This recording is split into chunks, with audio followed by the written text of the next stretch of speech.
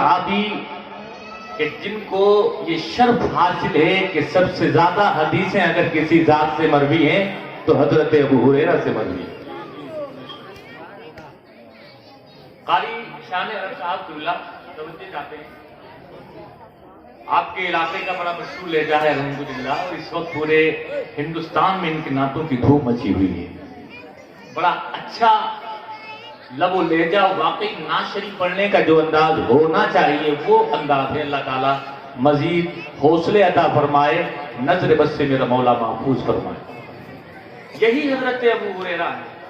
تقریباً 6000 سے زائد حدیثیں آپ سے مروی ہیں، لیکن ہوتا کیا ہے، بخاری شریف کی حدیث ہے کتاب العلم، اور پھر اس کے اندر بابو حفظ العلم، بابو حفظ العلم کے اندر یہ حدیث آئی ہے، اور راوی حضرت ابو ہریرہ یہ کیا کہتے ہیں، ان ابی ہریرہ رضی اللہ تعالی قال قلت یا رسول اللہ انی اسمع منک حدیثا کثیرا انساہ قال ابسط رداءک قال فبسطته قال فغرف بيديه ثم قال ثم فضممته فما نسيت شيئا بعده۔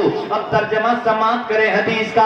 یہی حضرت ابو ہریرہ جو حدیث کو روایت کرتے ہیں، آیا ہے ان کے تعلق سے کتابوں میں، یہ خود ارشاد فرماتے ہیں کہ میرا دماغ ساتھ نہیں دیتا تھا، میں یاد کرنا چاہتا تھا لیکن چیزیں میں بہت جلدی بھول جایا کرتا تھا۔ مصطفیٰ کی خدمت میں رہتے ہیں، سفر میں مصطفیٰ کے ساتھ، حضر میں مصطفیٰ کے ساتھ، مسجد نبوی میں مصطفیٰ کے ساتھ دن کا اکثر حصہ مصطفیٰ کی خدمت میں گزارا کرتے تھے۔ میرے آقا اپنے غلاموں کو حدیثوں کی تعلیم دیتے ہیں، میرے آقا اپنے غلاموں کو زندگی گزارنے کا طریقہ ارشاد فرماتے ہیں، لیکن یہی مصطفیٰ کے غلام ہیں، مصطفیٰ کی خدمت میں موجود رہتے ہیں، یاد کرنا چاہتے ہیں لیکن دماغ ساتھ نہیں دیتا۔ ابھی ہم دیکھ رہے ہیں بچوں کے ایگزام آنے والے ہیں، جلدی ہی بورڈ کی پریکشائیں شروع ہونے والی ہیں، امتحان شروع ہونے والے ہیں، بچے آتے ہیں کہتے ہیں حضرت پین پڑھ دیجئے، آتے ہیں آ کر کے کہتے ہیں دعا کر دیجئے۔ رات کو جو یاد کریں امتحان گاہ میں جائیں، ایگزام سینٹر میں جب پہنچ جائیں، ایگزام ہال میں جب پہنچ جائیں تو ہماری ذہن کی سطح سے وہ اوجھل نہ ہو جو ہم نے رات کی تاریکی میں یاد کیا ہے۔ اے لوگوں، انسان یاد کرتا ہے لیکن دماغ ساتھ نہیں دیتا، رات کو بہت ساری چیزیں یاد کرتا ہے لیکن جب صبح کو اگلے دن اٹھتا ہے تو کچھ غائب ہوتا ہے، کچھ باقی رہتا ہے۔ میرے نبی نے ارشاد فرمایا ہے اور حدیث میں آئے ہیں اس طرح کے الفاظ، میرے نبی نے جب جب دعا فرمائی ہے تو دعا کے ساتھ ایک جملہ میرے نبی نے اور ارشاد فرمایا ہے، وہ جملہ یہ ہے، اے میرے سنی مسلمانوں، جب بھی تم دعا کرنا اپنے روزگار کے لیے دعا کرنا بہت اچھی بات ہے، بہت اچھی بات، کاروبار کے لیے دعا کرنا بہت اچھی بات، لیکن سنو سنو، جب بھی دعا کے لیے ہاتھ اٹھ جائیں، جب بھی دستے سوال دراز کریں تو ایک دعا ضرور کرنا، اور وہ دعا یہ ہے، پروردگار سے عرض کرنا میرے مولا مجھے نسیان کے مرض سے محفوظ فرما۔ جب یاد ہی نہیں رہے گا تو کتنے ہی پڑھتے چلے جائیے، ایک کتاب پڑھیے، دو کتاب پڑھیے، 4-6 کتاب پڑھ ڈالیے لیکن یاد ہی نہیں رہتا تو کتاب پڑھنے کا فائدہ کیا؟ سنیے پیارے بھائیو، یہی مصطفیٰ کے ساتھ یہ یاد کرنا چاہتے ہیں لیکن بھول جاتے ہیں۔ ایک مرتبہ دل میں خیال آیا، چلو مصطفیٰ کے پاس چلتے ہیں، مصطفیٰ سے اپنے دکھ کو عرض کرتے ہیں، مصطفیٰ کے سامنے اپنی پریشانی کو بیان کرتے ہیں، اس لیے کہ مصطفیٰ کا دربار وہ دربار ہے جہاں سے کسی کو خالی نہیں لوٹایا جاتا۔ یعنی اے لوگو، اعلیٰ حضرت عظیم البرکت مجدد دین و ملت، آیت من آیات اللہ، معجزت من معجزات رسول اللہ، اچھے رضا سچے رضا، ہم سب کے رضا امام احمد رضا خان فاضل بریلوی علیہ رحمت و رضوان بریلی کی دھرتی سے پکارتے ہیں مصطفیٰ کے دربار کی شان بیان کرتے ہوئے، واہ کیا جود و کرم ہے شہبت تیرا، واہ کیا جود و کرم ہے شہبت تیرا، نہیں سنتا ہی نہیں ماننے والا تیرا، نہیں سنتا ہی نہیں ماننے والا تیرا، یعنی وہ دربار کہ جہاں لفظ لا، جہاں نہیں لفظ ہے ہی نہیں۔ حضرت ابو ہریرہ کہتے ہیں میں نے دل میں خیال کیا چلو مصطفیٰ کے دربار میں عرض کرتے ہیں، مصطفیٰ کے سامنے بیان کرتے ہیں، مصطفیٰ نظر کرم فرما دیں گے تو اس گناہگار کا بیڑا پار ہو جائے گا۔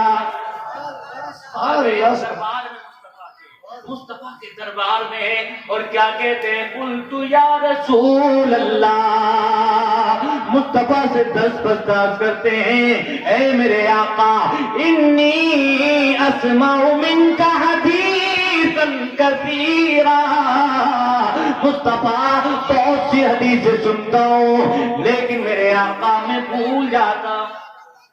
اگر میرے آقا چاہتے تو میرے آقا فرماتے فلا بوٹی جاؤ جنگل میں توڑ کے لاؤ، کوٹو چھانو پیسو ابالو پی جاؤ، نسیان کا مرض ختم ہو جائے گا۔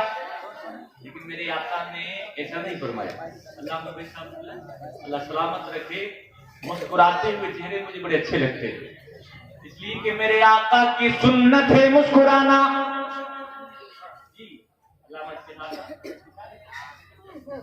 اختیار صاحب، میں نے پڑھا ہے مصطفیٰ کی حدیث، میرے آقا موجود ہیں۔ ایک آنے والا آیا اور آ کر کے کہتا ہے اوصنی یا رسول اللہ، ایڈوائز می او پروفٹ محمد صلی اللہ علیہ وسلم۔ قال رسول اللہ صلی اللہ علیہ وسلم لا تغضب، پروفٹ محمد صلی اللہ علیہ وسلم said don't be angry، فردد مرارا، he repeated his question several times۔ قال رسول اللہ صلی اللہ علیہ وسلم لا تغضب، سمجھ گئے؟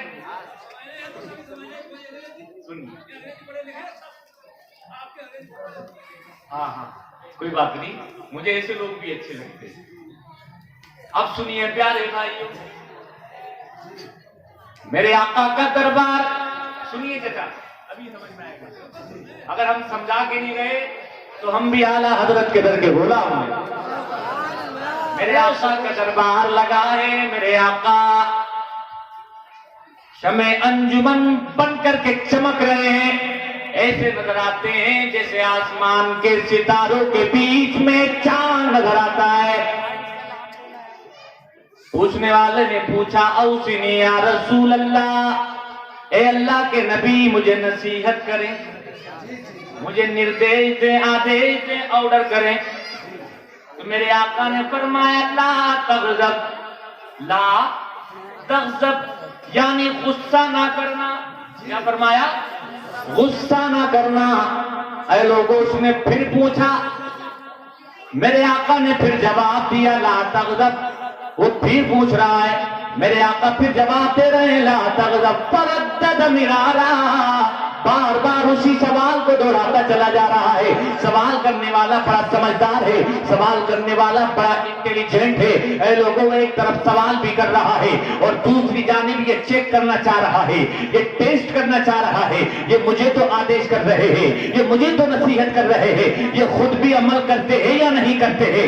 انسان کا مزاج ہے، انسان کی فطرت ہے، ایک بات پوچھی جائے، انسان ہو سکتا ہے مسکرا کر جواب دے، لیکن اگر اسی بات کو دوبارہ سے پوچھا جاتا ہے، انسان تھوڑا سا اس کی مسکراہٹ غائب ہو جاتی ہے، لیکن وہی سوال تیسری مرتبہ پوچھا جائے، انسان جھلناٹ میں جواب دیتا ہے، اور پھر بار بار وہی بات پوچھی جائے تو انسان غصے میں چور ہو جاتا ہے۔ تو کیسا انسان ہے؟ میں تجھے سمجھانا چاہ رہا ہوں، تو سمجھ نہیں رہا ہے، میں تجھے بتانا چاہ رہا ہوں، تو سمجھ نہیں پا رہا ہے۔ یعنی انسان غصے میں آتا ہے، بار بار ایک سوال کیا جائے، انسان جھلناہٹ کا اظہار کرتا ہے، وہ مصطفیٰ کو چیک بھی کر رہا ہے کہ میں مصطفیٰ سے ایک ہی سوال بار بار کروں گا تو کہیں ایسا تو نہیں یہ اپنا آتا کھو بیٹھے، لیکن اس کو کیا خبر ہے؟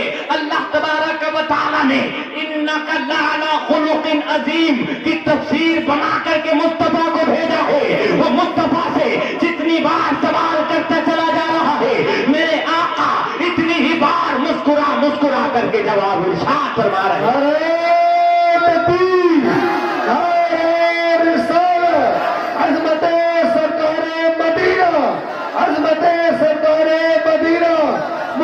बिलाल अहमद साहिब कबला, नारे तकबीर। लेकिन ये बात मैंने सुनाई क्यों है आपको, ये हदीस बताई क्यों है आपको? सुनिए, आज हम क्या देख रहे हैं कि छोटे से लेके बड़े तक इंसान गुस्से में चूर नजर आ रहा है। उस्ताद है, उस्ताद शागिर्द के ऊपर गुस्से में चूर नजर आ रहा है। माकूम है वो हाकिम उस पर गुस्से में नजर आ रहा है। नौकर पर उसका मालिक गुस्से में नजर आ रहा है। बीवी पर शोहर गुस्से में नजर आ रहा है। आपको मालूम है गुस्से का माहौल पाया जा रहा है। अभी देखिए, थोड़ी ही देर पहले ही की तो बात है, अभी हमारे चचा मियां ना जाने क्यों गुस्सा करवा रहे थे। लेकिन एक बात मैं आपसे अर्ज करना चाह रहा हूं, ये गुस्सा बड़ी खतरनाक चीज, ये गुस्सा बड़ी हानिकारक चीज, ये गुस्सा इतनी खतरनाक चीज है। आपको मालूम है, जब इंसान गुस्सा करता है, एक न्यूरोलॉजिस्ट, एक साइकेट्रिस्ट की मैं एक रिसर्च पढ़ रहा था, उसने अपनी रिसर्च के अंदर कहा है, जब इंसान गुस्सा करता है, जब इंसान आपे से बाहर होता है, यानी वो गुस्सा करने लगता है, तो इंसान के जहन का तवाजुन बिगड़ जाता है और 99% चांस बढ़ जाते हैं कि इंसान के दिमाग की नस फट जाए, यानी ब्रेन हेमरेज होने का खतरा उसके सर पर मंडराता रहता है। ये इंसान की सेहत का नुकसान है, यानी दिमाग की नस फट सकती है, ये इंसान की सेहत का नुकसान है। एक इंसान अपनी जान से हाथ धो सकता है, ये तो सेहत का नुकसान है, ये तो जिस्म का नुकसान है। लेकिन ऐ लोगों, इसके अलावा कितने नुकसान है आपने देखा नहीं। आप रास्ते में चल रहे हैं, चलते चलते आप एक गाड़ी से है, लेकिन सामने वाला पैदल है, आपकी गाड़ी का एक छोटा सा पहिया उसके कहीं लग जाता है तो गुस्से में जवाब देता है। क्या होता है, गुस्से में लड़ाई होती है। इसी तरह से मियां बीवी में बात बढ़ती है, इधर से हम कलामी, इधर से हम कलामी, इधर से तीखे जवाब दिए जा रहे हैं, इधर से सख्त तबसरे किए जा रहे हैं, और गुस्से में बात इतनी बढ़ जाती है, एक शोहर आपा खो देता है और एक बीवी को तलाक दे देता है, यानी गुस्से में तलाक दी जा रही है, यानी गुस्से में भाई भाई से लड़ रहा है, गुस्से में एक दोस्त से अपनी दोस्ती का रिश्ता खत्म कर रहा है। ये कितने सारे नुकसान है हम देखते नहीं है, यानी गुस्सा करते हैं, इतने सारे नुकसान का हमको सामना करना पड़ता है। लेकिन अगर मुस्तफा की सुन्नत पर अमल कर ले और गुस्से को पी जाए तो होगा क्या? ए लोगों, होगा ये। आज हम देखते हैं गुस्सा हम करते हैं, आपे से बाहर हम होते हैं, लेकिन हम दूसरे लोगों को अपने ऊपर हंसने का मौका फराहम कर देते हैं। आज हम गुस्से में तलाक देते हैं, तलाक देने के बाद फोन करते हैं, फिर पूछते हैं मैंने अपनी बीवी को गुस्से में तलाक दे दिया, गुस्से में मैंने 3 बार ऐसा बोल दिया, क्या मेरी बीवी को तलाक हुआ कि नहीं हुआ? हम कहते हैं अगर गुस्सा नहीं होता तो तलाक नहीं होती, अगर गुस्सा ना होता तो किसी पार्लियामेंट में तुम्हारे खिलाफ कानून न बनता। तुमने मुस्तफा की सुन्नत को छोड़ा, तुमने मुस्तफा की सुन्नत पर अमल करना छोड़ा, इसीलिए पार्लियामेंट में कानून बनाए जा रहे हैं 3 तलाक के नाम पर, ट्रिपल तलाक के नाम पर मुसलमानों को टारगेट करने की कोशिश की जा रही है। एक छोटी सी सुन्नत है नबी के गुस्से पर काबू करना, अगर हम इस पर अमल कर लेते, कितने भी कानून बनते वो सारे के सारे कानून धराशायी हो जाते और मुस्तफा की सुन्नत पर अमल करने वाला यहाँ भी सुरखरू होगा कयामत के दिन में। अरे तकबीर, नारे रिसालत, अले सुन्नत। और गुस्से को पिए, मुस्कुरा के रहिए। अब मैंने क्या कहा, हजरत अबू हुरैरा की बात में जिक्र कर रहा था, जल्दी से उधर मैं आना चाहता हूं जो बात मैंने शुरू की है।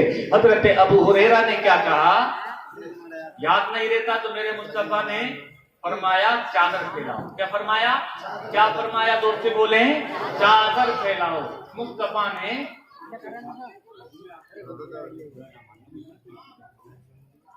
अगर आप कलाम पाक पढ़ते रहिए, हमारी आप या तो इन्हें खुदा के खौफ से डराएं या फिर प्रैक्टिकल दिखाएं। इस्लाम कैसे प्रैक्टिकल हुआ?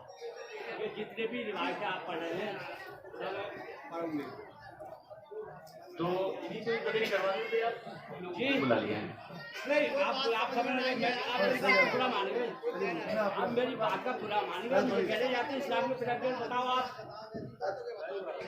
या फिर आप ये बताएं या इन्हें खुदा को खौफ से इतना डराएं जो कि ये कहाँ पे बुरा काम करते हैं। हम आपको इजाजत देते हैं, आप आपको को बुलवाते, आप समझ रहे हैं, आपको को बुलवाते फिर क्या जरूरत थी? क्या बोल रहे हैं आप ये बोले कोई नई चीज सुनवाया आप हमें। इस्लाम 1400 साल पहले हमारे आका लेकर आए, तो हमने अरे उल्मा बोल तो जाएगा कलाम का राजमान कलाम का बात नहीं आदमी में आता का समझ